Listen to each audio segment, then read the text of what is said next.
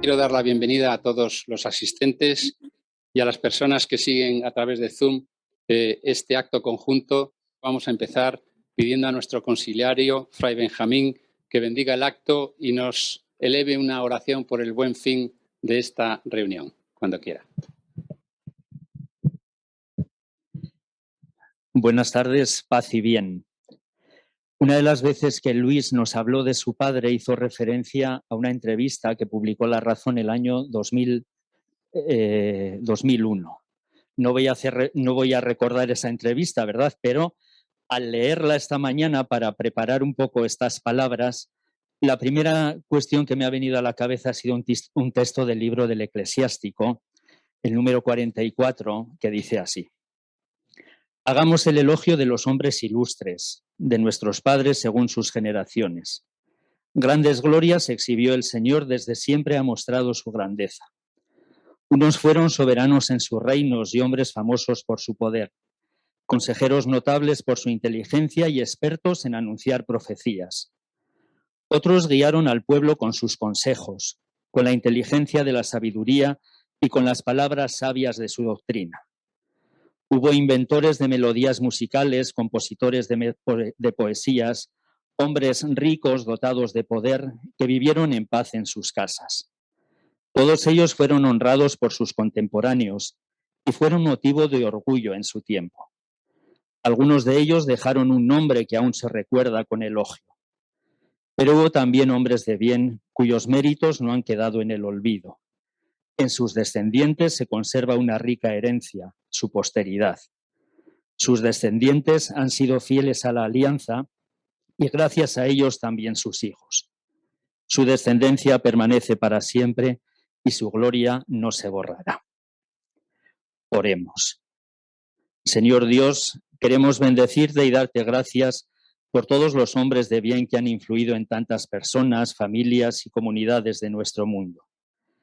Ayúdalos a ser íntegros frente a los desafíos que se presentan en sus vidas. Dales fortaleza y sabiduría como lo hiciste en la persona de Ignacio, cuya obra reconocemos.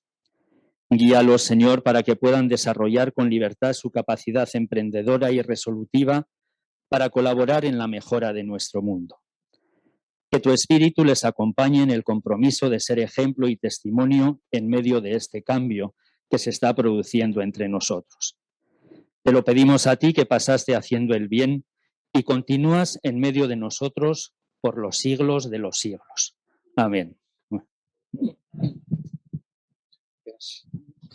Entonces, este acto se enmarca dentro de las actividades que la Fundación Ignacio Larramendi ha organizado a lo largo de este año, en el que se celebra el centenario del nacimiento de Ignacio Hernández Larramendi, don Ignacio, para los que tuvimos el honor y la fortuna de trabajar a sus órdenes. Y se va a centrar en debatir sobre su actividad asociativa empresarial en ASE y en UNIAPAC, en las que desplegó su arraigado humanismo cristiano y su gran conocimiento de la doctrina social de la Iglesia. Vamos a dividir la sesión en dos partes. Una primera en la que el presidente de honor de ASE glosará la figura de su padre y nos presentará en primicia mundial la biblioteca virtual Ignacio Larramendi y Acción Social Empresarial. La segunda parte contamos con un panel de lujo, dos presidentes de UNIAPAC, Bruno Bobone, que se ha desplazado desde Lisboa para acompañarnos en este acto, y Domingo Sugrañes, y dos expresidentes de ASE, Carlos Álvarez y el propio Luis Larramendi. Así que yo moderaré el debate que seguirá y sin más prólogo, Luis, tienes la palabra. Muchas gracias. Pues sí, efectivamente, cuando concebíamos cómo había de ser el desarrollo del centenario del nacimiento de mi padre, lo que buscábamos desde la Fundación Ignacio Larramendi no era glorificar cosas que hubiera hecho, que he hecho todas magníficas, sino cómo traer al presente cosas del pasado para que sirvieran de ejemplos para el futuro y que sirvieran un poco de estímulo para ver lo que se puede hacer desde unos principios con ilusión, con esfuerzo y con dedicación. Y entonces, por eso concebimos una panoplia de actos, que son prácticamente 9 actos principales, y todos ellos tenían un componente común, y es que demostraban lo que se había hecho por iniciativa de mi padre en cada uno de esos diversos ámbitos. Entonces, el más difícil de concebir fue precisamente este, porque las bibliotecas de las colecciones del descubrimiento en 1492, que las presentamos allá en la lejana fecha de marzo, el profesor José Andrés Gallego, que está aquí, pues era poner algo que estaba visible, ponerlo visible. Luego hicimos la reflexión de qué habían supuesto las becas Ignacio Larramendi, un precioso acto de la Real Academia de la Historia, contando no solamente lo que habían sido, sino cómo habían servido para estímulo de la investigación posterior. La presentación del trabajo dirigido por el profesor Morilla sobre la capacidad de liderazgo, entendimiento ético de Ignacio Larramendi produjo como fruto un fantástico libro. La revitalización del viaje del capitán Etayo, financiada por la Fundación Larramendi a América, en las mismas condiciones que Colón, que fue una locura, bendita locura extraordinaria, pues tenía como resultado un libro que ponía al presente qué es lo que habíamos hecho. El seminario sobre historia del carlismo pues hacía un poco eco de todos aquellos campos en los que la Fundación Ignacio Larramendi, a través del Premio de Historia del Carlismo, pues había incidido, y lo que hacía era amplificar todavía esa investigación. Pero claro, al llegar hicimos una biografía magnífica, que se presentó no hace todavía una semana, pero al llegar a Acción Social Empresarial, ¿y qué es lo que ha producido la presencia de nuestro padre, de mi padre, en el mundo de la doctrina social de la Iglesia? Entonces, claro, si pudiéramos demostrar que Mapfre es tal cual es, porque estaba impulsado por la doctrina social de la Iglesia, pues eso sería estupendo poderlo contar. Pero claro, esa relación de causa-efecto no existe. Lo que sí existe es la relación de que probablemente Mapfre no sería así si no hubiera existido una conciencia social, pero también que probablemente en el proceso de creación de la Mapfre moderna también modificó la percepción que él tenía de cómo aplicar la doctrina social de la Iglesia a la realidad de la empresa actual. Entonces, ¿qué nos parecía? ¿Qué es lo que debíamos un poco hacer como resultado, que quedara no una mera charla, de decir, no, pues fue presidente no sé cuántos años, estuvo muy bien, hizo muchas cosas? Pues nos parecía que lo mejor que podíamos ofrecer a Acción Social Empresarial era darle el sentido de la historia, porque como saben aquí, historiadores hay aquí unos cuantos, es prehistoria cuando no hay fuentes escritas, ese mundo en el que allí subido en la oscuridad. Y entonces, si consiguiéramos perpetuar las fuentes históricas de Acción Social Empresarial, estaríamos creando la historia de Acción Social Empresarial. Y efectivamente eso es lo que hemos podido hacer gracias también al apoyo de la Fundación Mapfre, que ha apoyado toda la celebración del centenario y que ha financiado en parte el que hayamos traído ahora mismo. Y ahora vamos a pasar. Es necesario iniciar sesión. Esto no se pone aquí. Ahora no.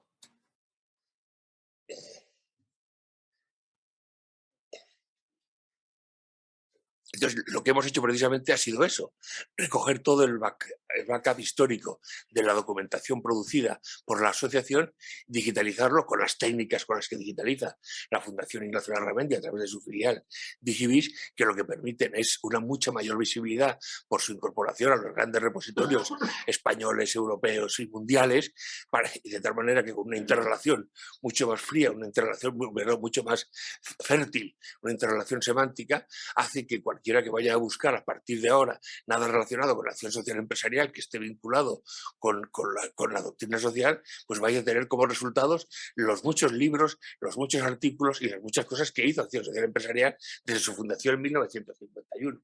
En concreto, un poco resume eso, lo que la Fundación ha hecho, está resumido aquí. Se han digitalizado 98 números de la revista Acción Empresarial. Bueno, nuestros registros analíticos, todas esas cosas ya son más técnicas. Está disponible JPG y PDF.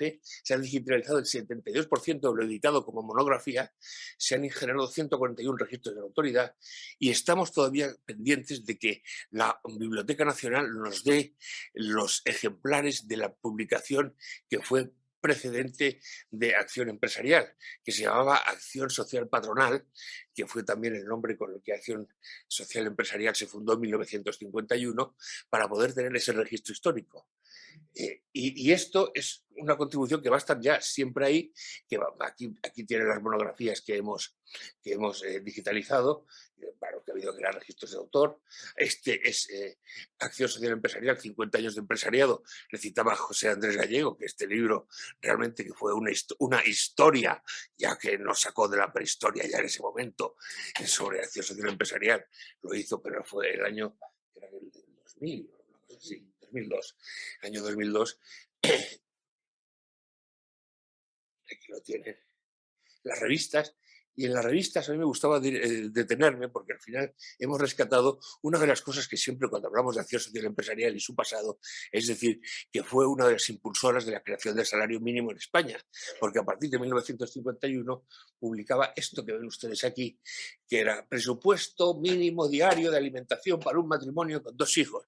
Y esto lo hacía en Madrid, lo hacía en diversas capitales de provincia, luego había un presupuesto que incluía otros gastos generales.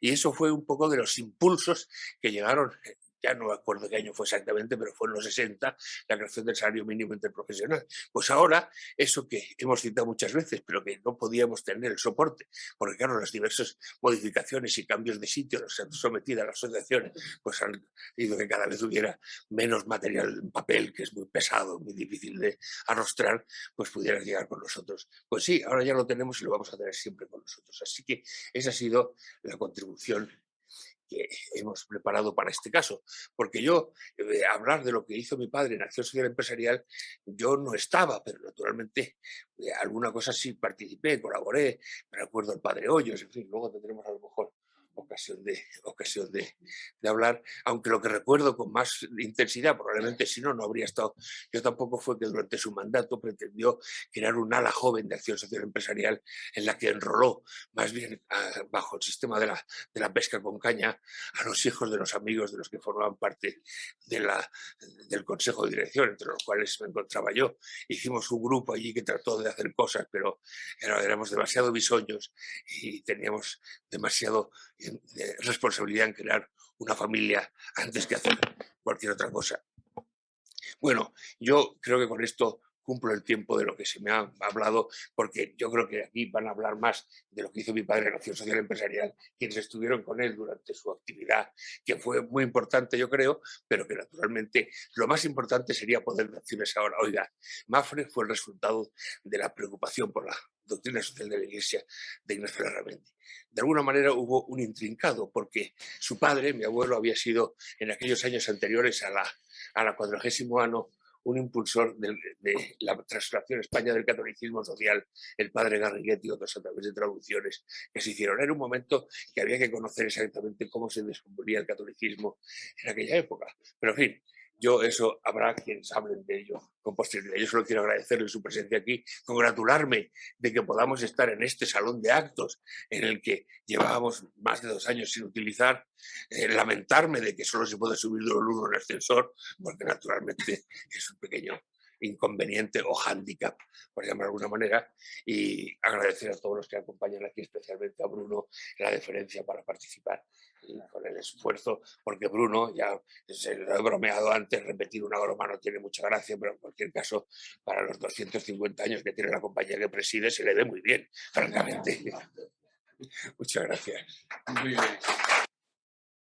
Y después de esta apasionada y brillante, como siempre, intervención de Luis, quiero resaltar lo importantísimo que es para ASE el disponer de una biblioteca virtual con la digitalización de todas sus publicaciones históricas. Eso verdaderamente para ASE es el mejor regalo que podríamos nunca recibir. Y encima es que lo ha hecho pues, la más experta entidad en España, que es Digivis, creada por el propio don Ignacio cuando, dejando su actividad ejecutiva, se dedicó, entre otras cosas, a esta. Y vemos lo precursor que fue, ¿no?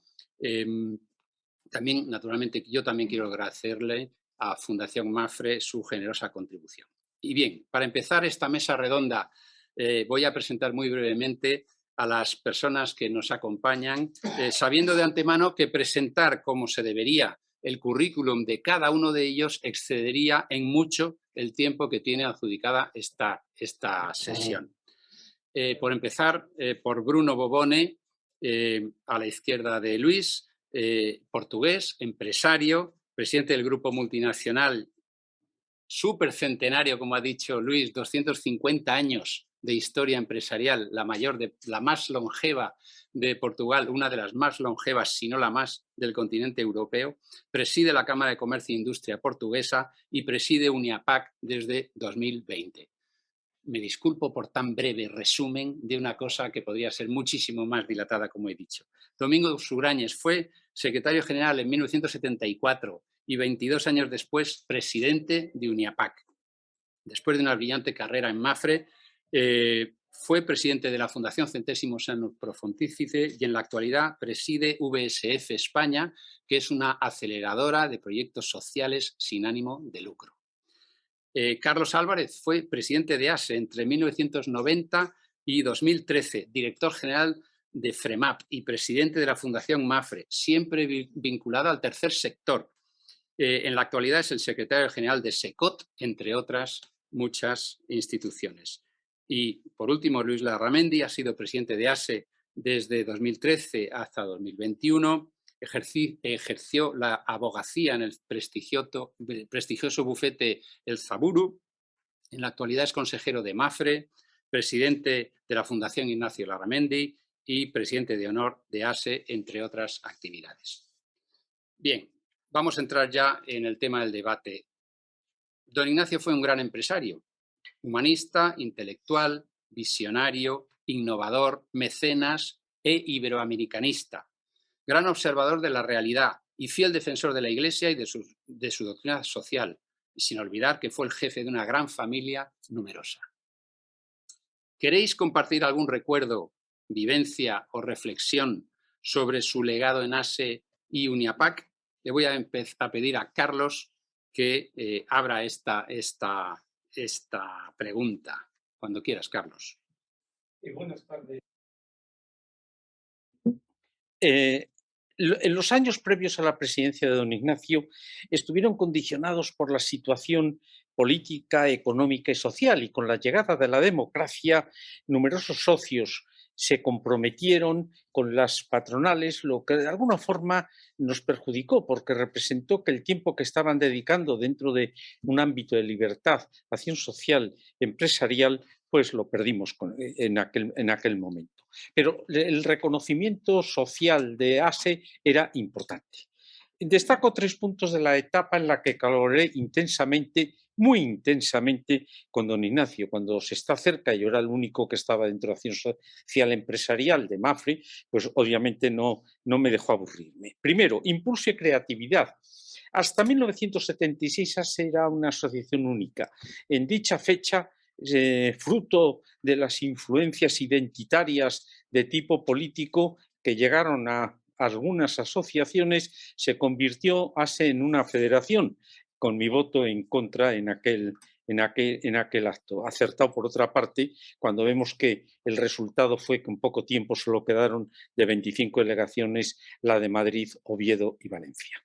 En 1978, a propuesta de don Ignacio, se fusionó la Comisión Nacional y la Delegación de Madrid, con lo que se ganó en eficacia y en ahorro de costes. Potenció obviamente muchas actividades, aparte de lo que ha hecho Luis, de los jóvenes. Se creó los círculos Uniapac y creó Fusoen, una fundación para investigación sociológica empresarial abierta a todo tipo de personas, teniendo en cuenta que hay personas que a lo mejor no se acercaban a ASE por su carácter confesional. Se celebraron montones de jornadas, asambleas, temas sociales a lo largo de toda España, no solo en Madrid, y obviamente don Ignacio contagió su dinamismo a ASE. No obstante, cuando recuerdo en Santiago de Compostela, en la peregrinación de ASE de 1982, hablando los tres, el tercero en discordia era el barón de Grado, Martín González del Valle, pues le preocupaba que ASE iba más despacio de lo que él quería, inevitable con don Ignacio porque todo iba más despacio de lo que él quería. Segundo, una frase brillante de don Ignacio: a las patronales vamos a defender nuestros derechos, a ASE a tomar conciencia de nuestras obligaciones. Eso lo repetí muchas veces. Formuló varias declaraciones importantes sobre lo que debería ser ASE. Afortunadamente, se van a poder leer con esta obra magna de llevar todos los papeles de ASE a un soporte accesible. Tercera, su coherencia y ejemplaridad. ASE difunde la doctrina social de la Iglesia y parece lógico que los socios pues pasemos de la teoría a los hechos haciendo la realidad en nuestro entorno, porque claro, saber mucha teoría y no aplicarla, esto no es fácil, requiere influir en las empresas, lo que afecta a su cultura, su organización, y eso está dependiendo de la posición de cada uno en la que se encuentra cada directivo y de las propias estructuras de la empresa.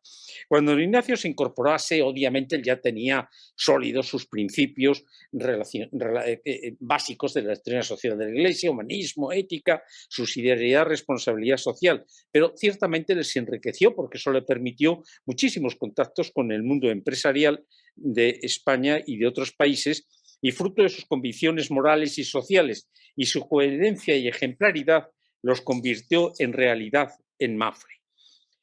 Ahí ha hecho antes un comentario Luis, de la que era líder indiscutible. Lo hago notar porque no es tan fácil llevar las cosas cuando no pintas nada en una empresa. Lo viví en primera fila en las dos partes. Y realmente yo creo que el hacer que sus valores se materializasen en una empresa que fue Mapfre es uno de sus mayores éxitos dentro de los infinitos éxitos de don Ignacio. Don Ignacio siempre daba toda una proyección internacional, no era un hombre corto de mira, sino el mundo se le quedaba pequeño. Y obviamente eso lo hizo ASE, y pues de ahí su presencia en UNIAPAC Internacional y UNIAPAC Europa, de la que fue presidente. El enfoque doctrinal, obviamente, en UNIAPAC es el mismo que en ASE, aunque las peculiaridades de cada país, y claro, en todo eso se aprende mucho de otros empresarios, al conocer empresarios de una categoría excepcional.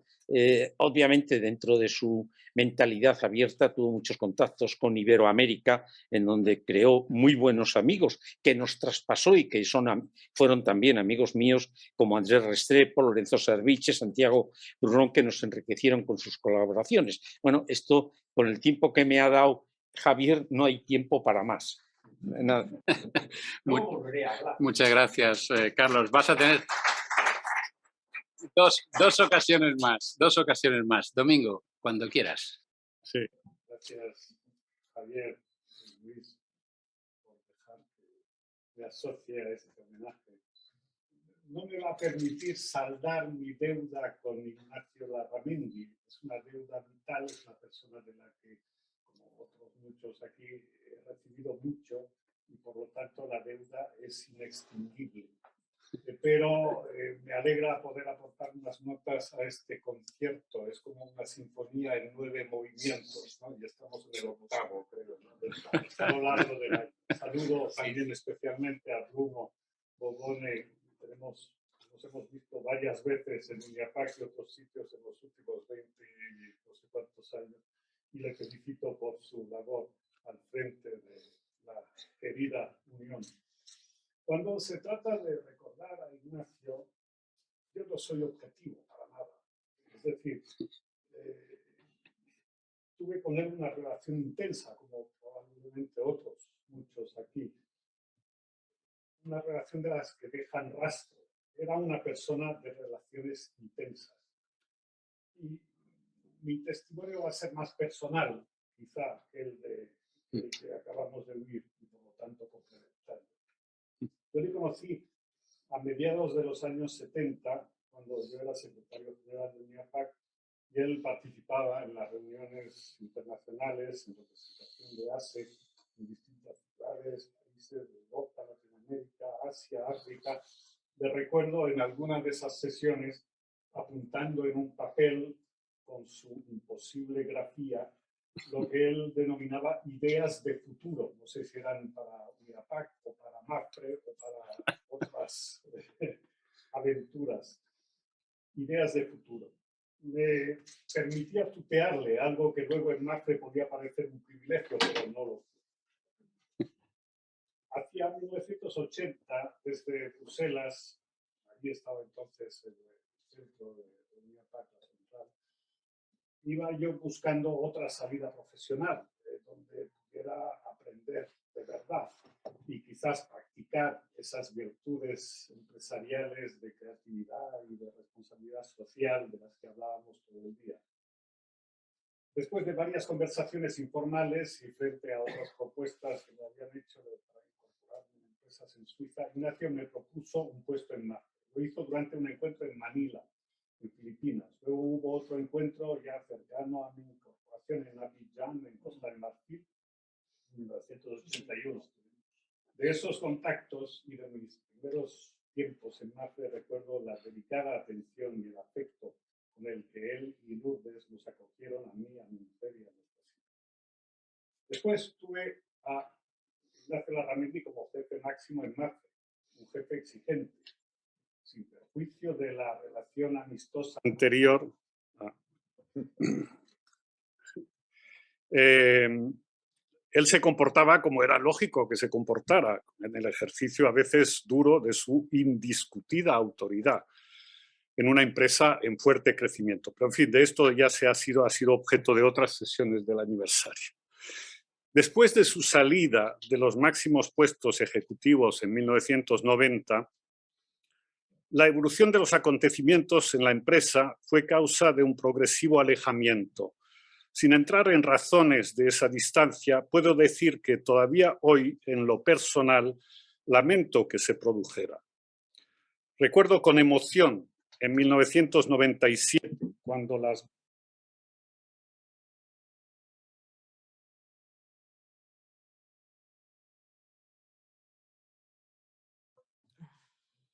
Ignacio se saltó las distancias, los posibles rencores, y me llamó para felicitarme con generosidad y afecto. Con esta falta de objetividad se me hace difícil formular adjetivos sobre su personalidad. Pero haciendo un esfuerzo de memoria me viene a la mente una palabra, un rasgo para mí esencial: autenticidad. Le veo mucho sentido desde un punto de vista cristiano. Me gusta imaginar que en esto se pareciera a otro Ignacio, el de Loyola.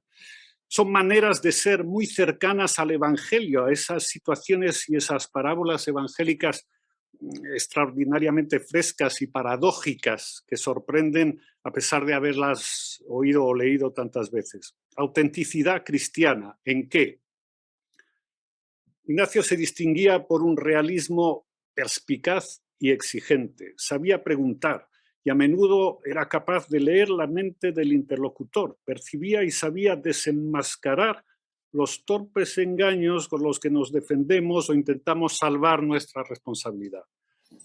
Otro rasgo suyo era una capacidad de escucha atentísima, la curiosidad apasionada con la que se interesaba por las personas y el fervoroso cuidado con el que escudriñaba las estadísticas, el dato. También era típico su trato siempre directísimo, su instintivo horror a todo tipo de intermediarios. Era a la vez astuto y prudente, y esa prudencia, siempre la paradoja, era precisamente lo que le permitía asumir riesgos, cosa que, como buen empresario, hacía a menudo. Bueno, esto es brevemente cómo me gusta recordar algunos rasgos. Muchísimas gracias, Domingo. Apasionante relato. Muchas gracias.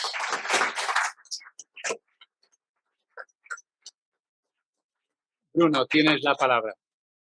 Muchas gracias.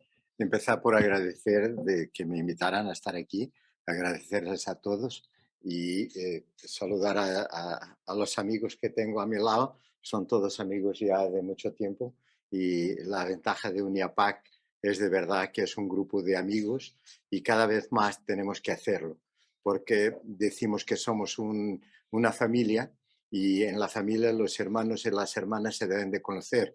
Y por eso yo he venido, para conocerles, porque creo que después de conocer conseguimos hacer mucho más, mucho mejor y llegaremos mucho más lejos. Esto para empezar. Yo de don Ignacio no puedo hablar mucho porque he sido lo que ha tenido la mala suerte de no conocerle, pero he intentado de leer un poco de lo que había hecho y de enterarme un poco de su vida.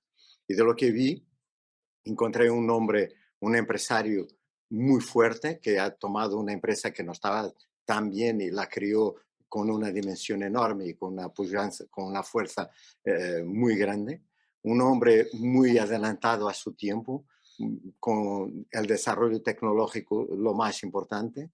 Un hombre de coraje, un hombre creativo, un hombre que ha dedicado su tiempo a producir, ha ocupado bien su tiempo porque fue empresario, pero también ha sido escritor, también ha hecho la fundación, ha trabajado para la cultura, ha conseguido ocupar su tiempo de una forma increíble y ha dado mucho a esta organización que es la Organización de los Empresarios Cristianos.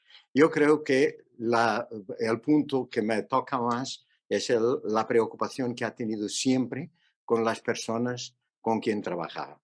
Era una persona que tenía en conciencia de que lo importante era la persona, con toda la exigencia que han comentado, con toda la voluntad de llegar más lejos, de crear una eficacia, pero siempre cuidando a la persona.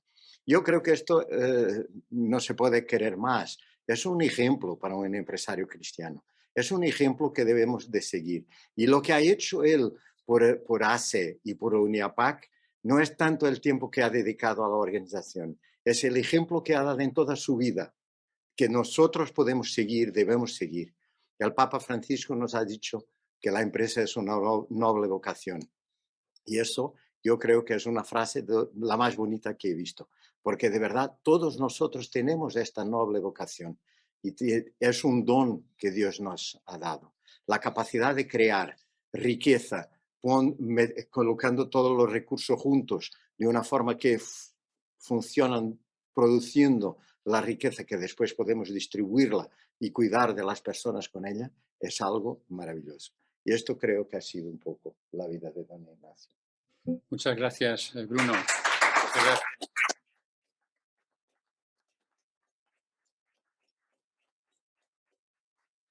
Luis, ¿qué tienes que contarnos? Bueno, yo lo más elocuente que podía hacer era aplaudir a los tres intervinientes que me han precedido, porque todo lo que han dicho me ha parecido tan extraordinario y me ha llenado de una satisfacción interior increíble que sería una exageración no hacerlo. Porque de verdad, aunque parezca difícil a estas alturas de la película, en el octavo acto de la Sinfonía 9, pues he escuchado cosas nuevas que me han agradado y que realmente reflejan aspectos muy difíciles de su personalidad. Yo solamente quería destacarlo, porque a veces no se destaca. Tenemos en la página web de la Fundación descargables no solo esa preciosa biografía que llamamos biografía definitiva, que se presentó el pasado día 27, que naturalmente si alguien quiere un ejemplar puede pedirlo a la Fundación, pero está descargable en la web, pero está descargable también el libro que era un poco sus memorias póstumas, que eran Así se hizo Mafre mi tiempo. Y en Así se hizo Mafre mi tiempo, si se escudriña suficientemente bien, se percata de la influencia que INEAPAC tuvo en el desenvolvimiento de Mafre, porque uno va viendo que la cantidad de cosas que surgen después de la reunión de Viña del Mar, después de la reunión de Manila, después de la reunión de Abidjan, y ahí van generándose una serie de contactos que realmente no existirían si no hubiera sido ese amplio núcleo de empresarios vinculados por su común fe en la doctrina social de la Iglesia y por su común compromiso en ponerla por práctica. Yo creo que, Bruno, tienes una misión importantísima, que eso siga pudiéndose hacer y que cada vez que haya una de esas reuniones internacionales, precisamente iba a haber habido en Manila durante la época pandémica, pues permitan eso, generar también ese núcleo de interrelaciones entre gentes que tienen una sensibilidad similar para que eso pueda florecer y pueda crecer. Bueno, no digo nada más, pero muchas gracias, de verdad. Muy bien, muchas gracias, Luis. También muy apasionante. Bien, vamos al segundo tema, a esta mesa redonda. Todos vosotros habéis tenido o tenéis la responsabilidad de llevar en vuestras espaldas pues una asociación que promueve unos principios que a menudo no están de moda y son difíciles de hacer compatible con una economía capitalista y la sociedad a menudo sin valores que nos rodea. Entonces la pregunta es, ¿qué destacaríais del entorno en el que cada uno de vosotros, ya sea en ASE, ya sea en UNIAPAC, encontrasteis? ¿Qué pensáis que fue lo más positivo? ¿O cuál la mayor dificultad? Vamos a alterar el orden y ahora empieza Bruno y le sigue Carlos. Bueno, yo estoy todavía empezando porque he empezado en octubre del año pasado y de verdad, bueno, lo que me impactó fue tener un cargo mundial donde se debe de visitar a toda la gente y tener que quedarse en casa. Y esto ha sido una experiencia. De verdad que me ha dado otra oportunidad porque se desarrolló el digital de una forma que no lo teníamos y esto me permitió estar por la mañana en Argentina, por la tarde en Alemania y por la noche en Manila. Y eso de verdad ha sido una ventaja. Creo que no sustituí, no, estoy segurísimo que no sustituí, pero me permitió también crear relaciones que no serían tan fáciles en poco tiempo. Y entonces esto es un poco el paradigma del principio que tengo dentro de UNIAPAC. Yo creo que no había pensado en hablar de esto, pero como lo has hablado, tengo que comentarte. Yo no estoy de acuerdo. Eh, los principios y valores de la doctrina social de la Iglesia son totalmente coordinables con la economía de mercado, con las empresas, con la vida económica, con el desarrollo, con el crecimiento. Y más, si vamos a los libros que nos enseñan, que estudian el management, casi todo está ahí, porque siempre se dice que una persona motivada es una persona que produce más. Se dice que la gobernanza es muy importante, cuidar de todos. Hablamos de los parceros, no hablamos de empleados. Hablamos de un espíritu de equipa y no una guerra dentro de la empresa. El problema es que tenemos miedo de practicar lo que viene en los libros, porque los libros están muy, muy cercanos a la doctrina social de la Iglesia. La doctrina social de la Iglesia habla de algunos valores, habla de participación, de inclusión, subsidiariedad, respeto, verdad. Todo esto son factores de gestión.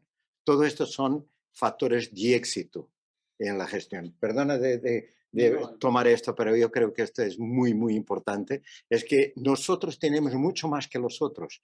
Es que tenemos los libros igual que tienen los otros gestores, pero nosotros tenemos la fe y la convicción y la conciencia de que esto merece de verdad la pena.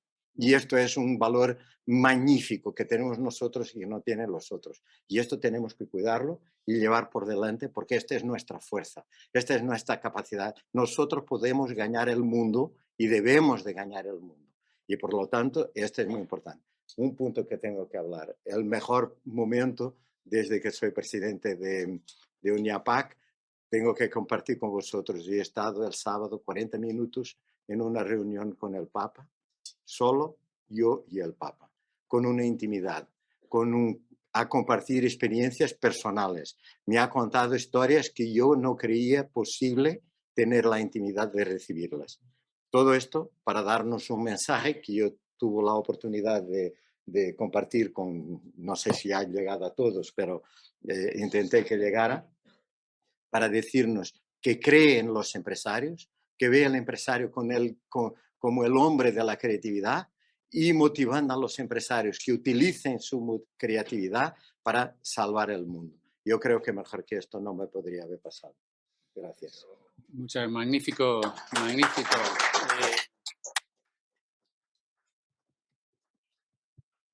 Y muy alentador el mensaje del Santo Padre. Un privilegio que ASE estuviera representada en esa cita a través tuyo. Muchas gracias, Bruno. Carlos, tienes la palabra.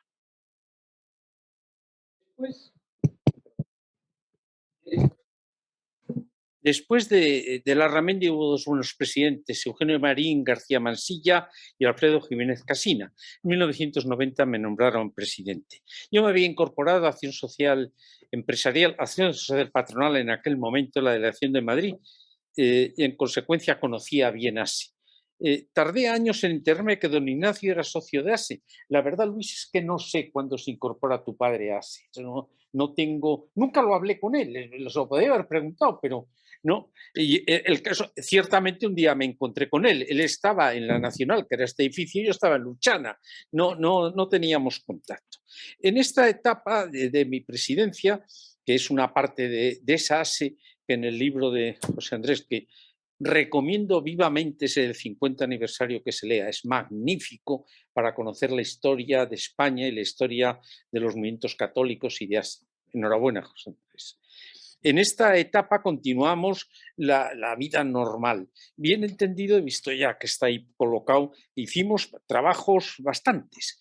Códigos de conducta empresarial del 93, mucho antes de que se hablase de los códigos de conducta, desarrollo humano en la empresa artífice de la nueva sociedad, trabajo y empleo, libros que están ahí. Se analizaron además todas las encíclicas que salieron en aquella época. Nos centramos mucho en los centésimos años de 1992.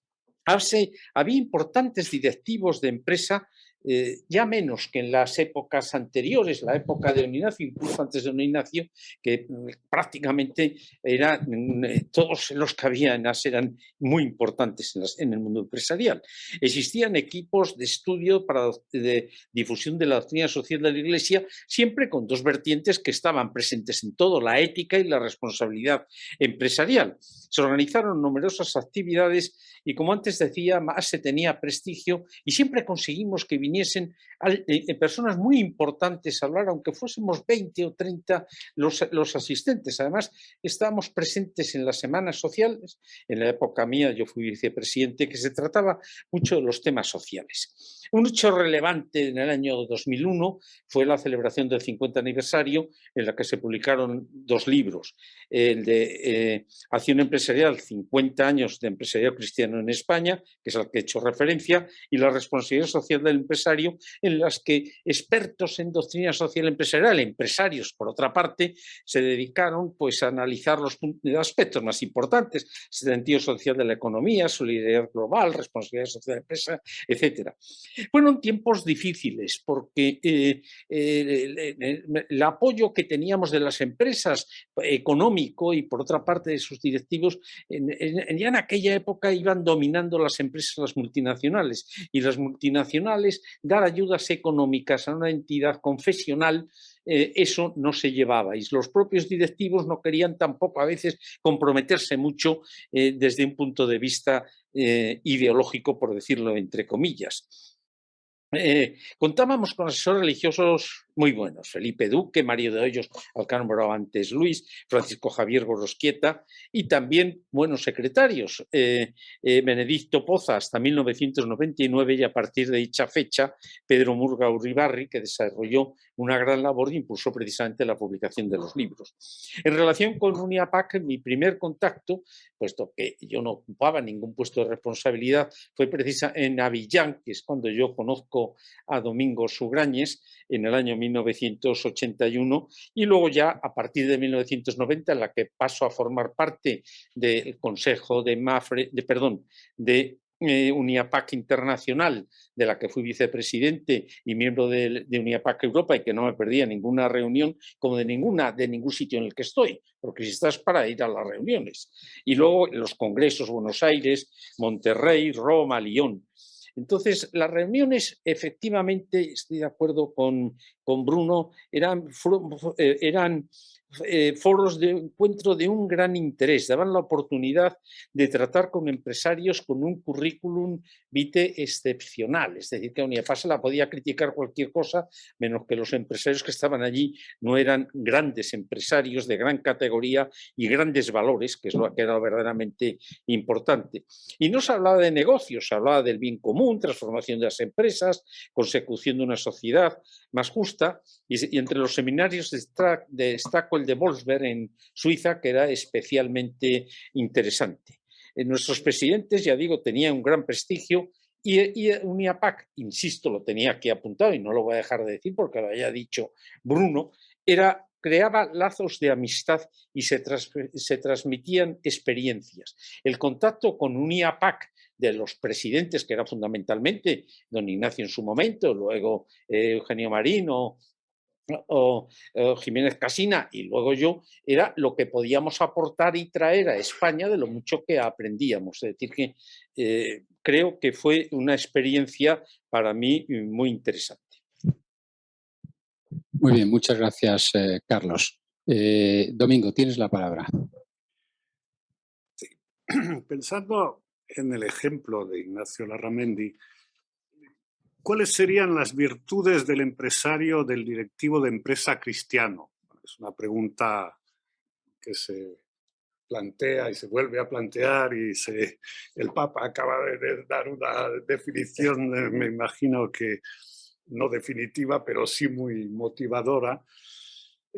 Bueno, hay muchas respuestas, sin duda. Yo voy a aventurarme a dar algunas pinceladas basadas en lo que aprendí de Larramendi. Lo primero, y en eso concuerdo con lo que acaba de decir Bruno, es que probablemente un empresario cristiano no se distinga simplemente de un buen empresario o de un buen directivo.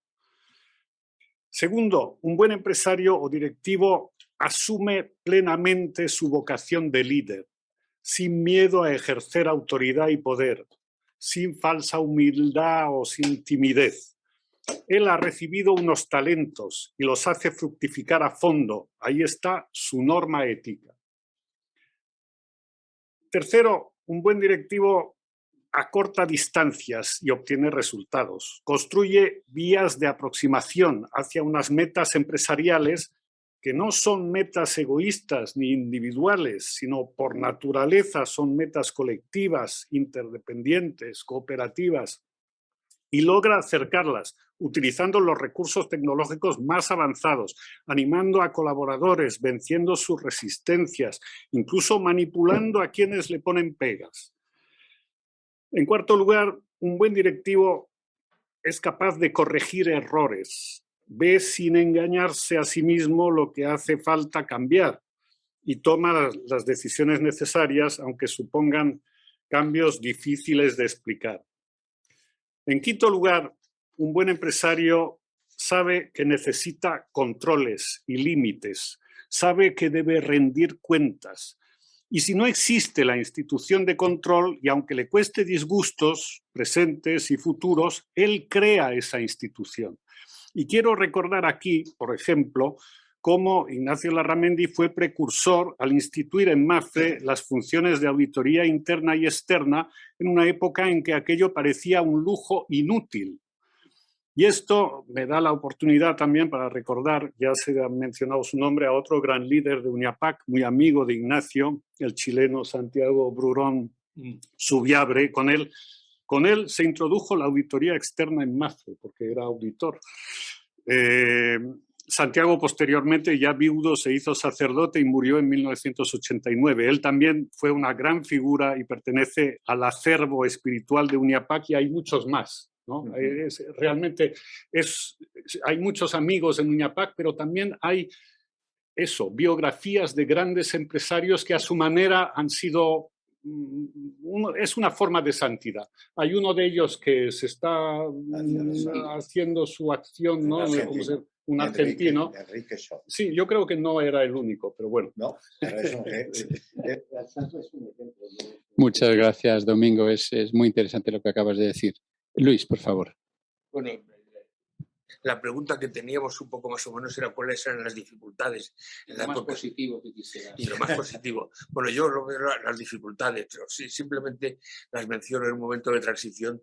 Lo ha mencionado Carlos, de las compañías a las personas. Las compañías ya, las multinacionales, no ha ayudado para una institución católica. La acción social empresarial pertenece a la jerarquía de la Iglesia y por lo tanto estaba claramente dentro de aquello vedado por la neutralidad política, aquellas cosas. Entonces, bueno, el principal problema era cambiar ese foco entre las empresas y las personas.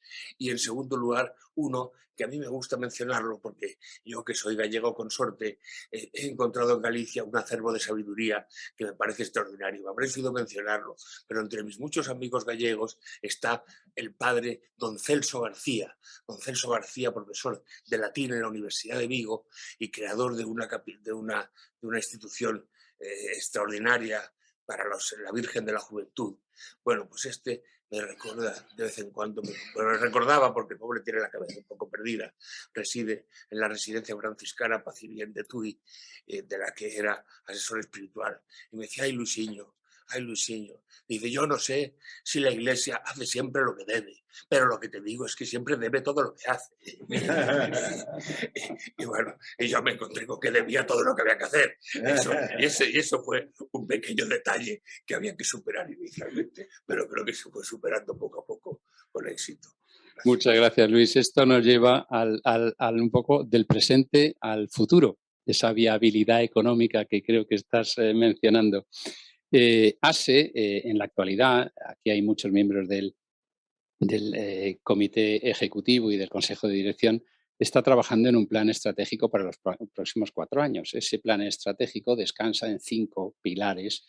El primero y el más importante, aunque todos ellos, no por su orden de prelación lo son, pero el primero es el de difundir la doctrina social de la Iglesia entre directivos y ejecutivos. Esa es la número 1 misión que nos hemos impuesto o estamos trabajando en ello. La segunda, un acercamiento a la Iglesia para sumarnos a los esfuerzos de tantos en distintas actividades. La nuestra es la empresarial, pero hay que hacerlo. Y tercero, acercamiento y reforzamiento de relaciones con UNIAPAC, para empujar todos en esa misma dirección que Bruno nos decía. La cuarta, inevitable, buscar la sostenibilidad económica de nuestra asociación, pero que es difícil, pero ahí está, lo estamos consiguiendo, aquí estamos, prueba de ello.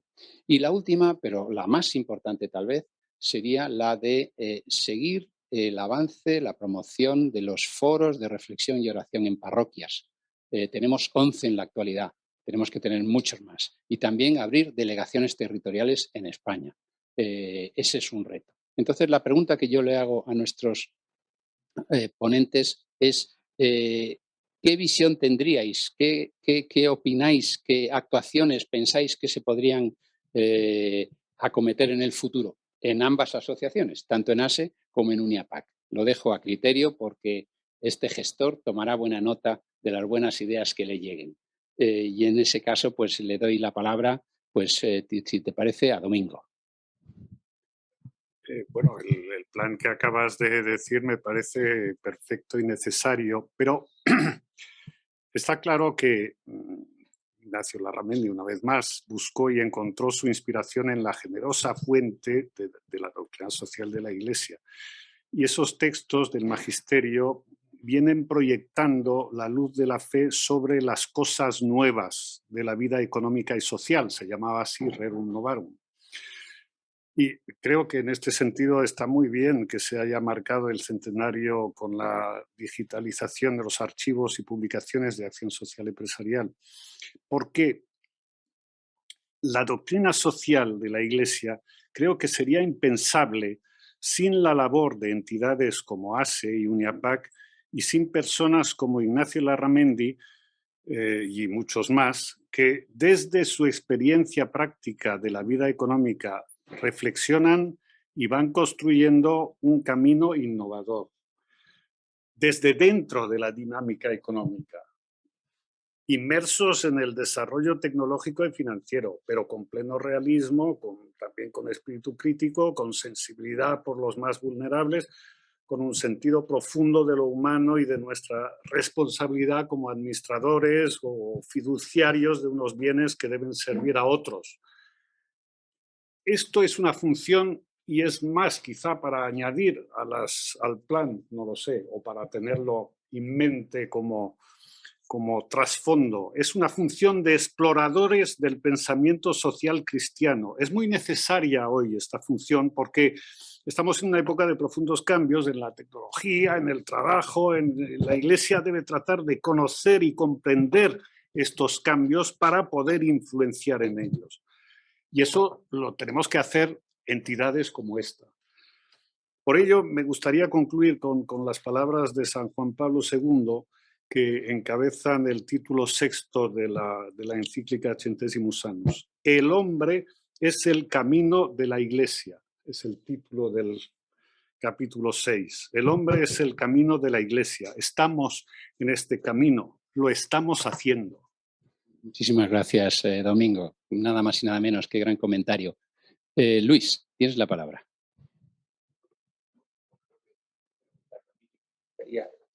Empresarial cuando acabo de dejar la presidencia. Y de hecho, todo lo que se me había ocurrido, pues sinceramente, sería que era como un tabur que me guardaba las cartas buenas por si acaso había otra mano. Pero en fin, realmente no, yo lo que os deseo, bueno, yo voy a colaborar, por supuesto, en la medida de todas las posibilidades. La verdad es que nos habíamos adelantado. En Acción Social Empresarial hubo en algún momento la obligación de renovar de un número máximo de mandatos en el cargo. No existía ahora, pero nos hemos adelantado a las últimas instrucciones que ha impartido el cardenal Kerry, dependiendo naturalmente de Pontificias, de que las asociaciones vinculadas a la Iglesia, 2 mandatos es lo que procede, lo justo y lo necesario. Y creo que eso es bueno porque esa renovación es la que permite aportar esas nuevas ideas cuando los 8 o 10 años de los que se ha ejercido una posición, pues realmente han agotado el caudal de ideas nuevas. Hombre, ideas nuevas hay muchas, pero en cualquier caso tienen que estar coordinadas y conectadas con la posible viabilidad. Yo creo que Acción Social Empresarial tiene un gran porvenir, un gran futuro. Yo creo que una vez que coja esa dinámica de velocidad de crucero, lo va a conseguir. Los grupos de reflexión y la acción de directivos en las parroquias es un instrumento extraordinario, no solo de acompañamiento y de fortalecimiento, porque en un mundo cada vez más difícil, que es cada vez más rara avis el ser un empresario o un dirigente cristiano que se encuentra frente a una turbamulta que no parece que eso sepa ni qué es ni le interese, pues el acompañamiento y el fortalecimiento que permiten esos foros, pues realmente da la posibilidad de que eso se expande, de que la doctrina social permee, además naturalmente de la actividad que individualmente cada uno lleve a cabo dentro de su quehacer profesional particular. Así que yo lo que os deseo es mucha suerte. Muchas gracias, Luis. Bruno. Bueno, yo tengo suerte que UNIAPAC no pertenece a la Iglesia, entonces puedo tener solo un mandato. No necesito tener más. Yo creo que ya lo he empezado a hablar en la última pregunta y creo que ese es un poco el camino. La pandemia nos ha dado algo muy especial. Por primera vez, todo el mundo ha colocado a la persona arriba de la economía. Yo creo que esta es una experiencia que no habíamos vivido antes. Y nos puso a pensar que, de verdad, puede ser que sea esta la solución. Pero nosotros, los empresarios cristianos, ya sabemos que eso es verdad. Tenemos que cambiar un poco nuestra idea de cómo seguir. Nosotros no podemos seguir la ola. Tenemos que pensar primero, decidir cómo queremos hacer y después seguir por delante. Un poco el ejemplo de don Ignacio. Es muy importante entender que tenemos que enfocar nuestras empresas en la persona. Nosotros en UNIAPAC hoy hablamos del salario digno, no del mínimo. Claro, el mínimo fue importante para empezar, pero ahora eso ya no llega. Tenemos que ir más allá. ¿Y qué es el salario digno? El salario digno es un salario que permite a cualquier uno pagar sus costes de vida, educar su descendencia y aún quedarse con algún dinero para invertir en el desarrollo personal, cultural, social y profesional. ¿Y esto por qué? Porque una persona que se desarrolla todos los días es una persona que hace un camino con el objetivo de llegar a la felicidad. Y la persona que camina para la felicidad es una persona motivada, y una persona motivada es una persona que produce más. Y todo esto es un ciclo positivo. Y esto es el tema que tendremos que llevar por delante. Pero para empezar esto hay que tener coraje. Y esto vuelvo como dice Domingo, a Juan Pablo II, que su primera frase fue: no tengáis miedo. Yo creo que eso es lo que tenemos que tener en nuestro espíritu, no tener miedo, pensar bien de lo que queremos hacer en nuestras empresas, creer que cuando trabajamos bien, enfocados en la persona, vamos a recibir en doble y trabajar en ese sentido. Yo creo que el mundo estará más preparado y el mundo espera un cambio, porque todos nos hemos dado cuenta de lo que teníamos antes no estaba correcto. Hay que aprovechar este momento para sermos nosotros a liderar el cambio. Muchas gracias, Bruno. Magníficas reflexiones. Carlos, cierras tú. Muchas gracias. Yo creo que el desafío de ASE es seguir aportando la doctrina social de la Iglesia a sus socios y a la sociedad. Bueno, yo llevo 55 años y como creo que soy el mayor de esta sala, por eso creo que nadie lleva 55 años en ASE. Pero lo importante no es ya que haya estado en ASE 55 años, sino que he visto el mundo empresarial durante 55 años.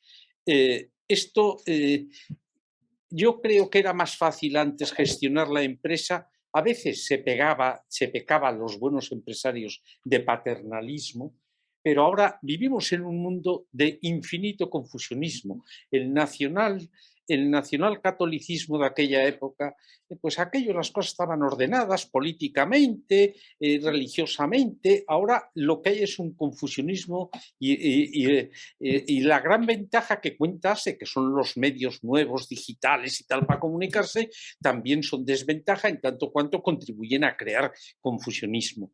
Esto me lleva a la conclusión de que ASE es más necesaria de todos los periodos que he pasado. Yo creo que es el que es más necesario, es decir, que es formar criterios, formar a las personas, y hay que formarse, es decir, que uno llega a tener esos criterios y a actuar de esa forma que dice Bruno, de esa forma tan sencilla, tan comprensible. Y tiene razón, no, detrás de eso hay mucho conocimiento y mucha experiencia.